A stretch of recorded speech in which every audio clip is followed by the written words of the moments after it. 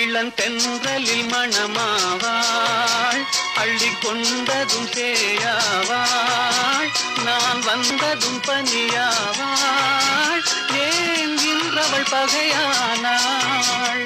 கொடி கண்டதும் கிளையாவாள், இசை வந்ததும் மொழியாவாள், மலர் கண்டதும் வந்தாவார், கனி கண்டதும் கிளியாவார். இளமலருக்கு கோபம் வருமோ? வரும் வண்டுக்கு இது தெரியாதா? அந்த வானுக்கும் நிலவுக்கும் பகையோ? அதை கண்டது யார், என்ன கதையோ? இதழ் மொட்டு விரிந்திட முத்து விளைந்திடும் சித்திர பெண் பாவை, என்னை கண்டதும் வந்து குழைந்திட நின்றவர் கவிஞனின்